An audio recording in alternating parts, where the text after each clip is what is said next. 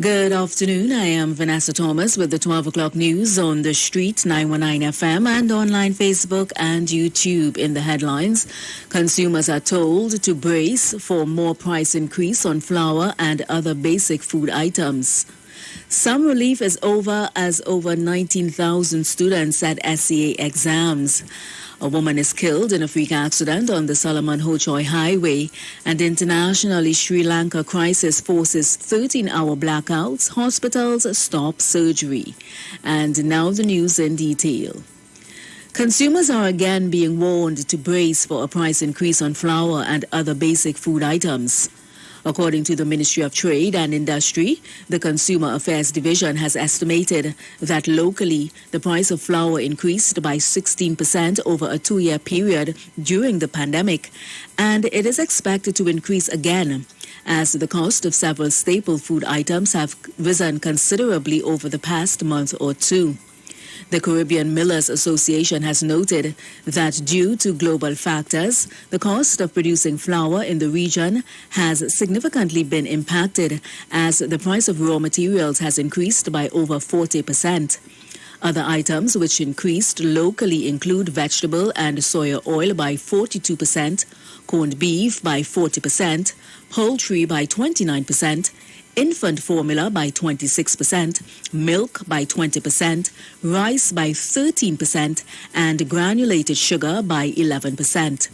A statement from the ministry noted, however, that several food items remain constant during this period, including powdered milk, biscuits, tea bags, morbi, baked beans, mayonnaise, dried pigeon peas, chana, and salt.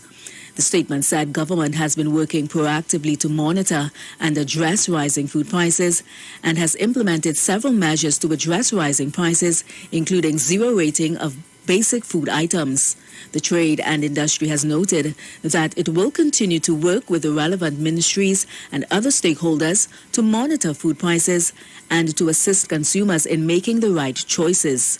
Food prices have been escalating globally due to a number of reasons.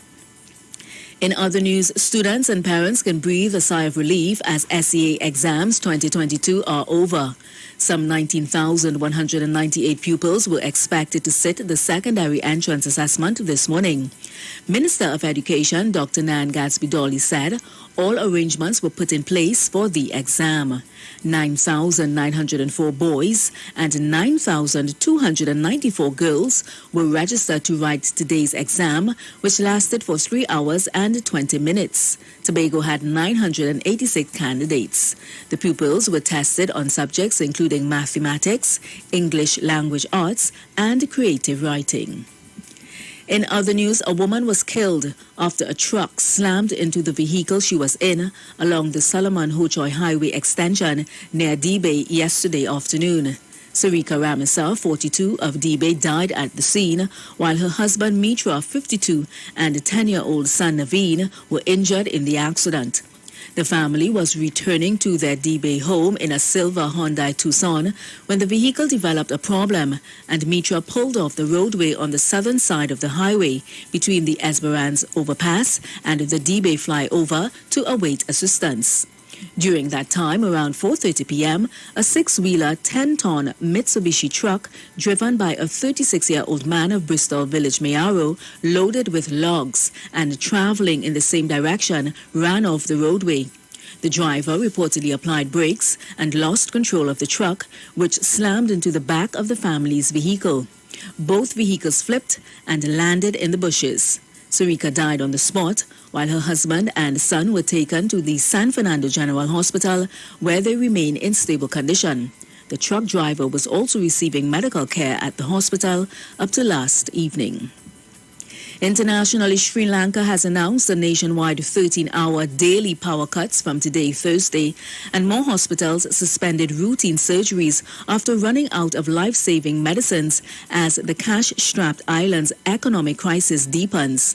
The South Asian nation of 22 million people is in its worst economic crisis since independence in 1948, sparked by an acute lack of foreign currency to pay for even essential imports. The state electricity regulator said it was extending yesterday's 10-hour power cut by another 3 hours from today, enforcing a 13-hour rolling nationwide blackout.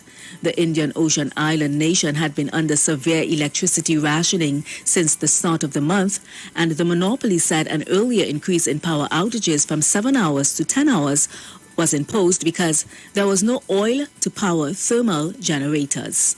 And that was the 12 o'clock news on the street 919 FM and online Facebook and YouTube. Recapping the headlines, consumers are told to brace for more price increase on flour and other basic food items. Some relief is over as over 19,000 students sat SEA exams. A woman is killed in a freak accident on the Solomon-Hochoy Highway, and internationally Sri Lanka crisis forces 13-hour blackouts. Hospitals stop surgery. Do enjoy your afternoon and continue to be safe. I am Vanessa Thomas.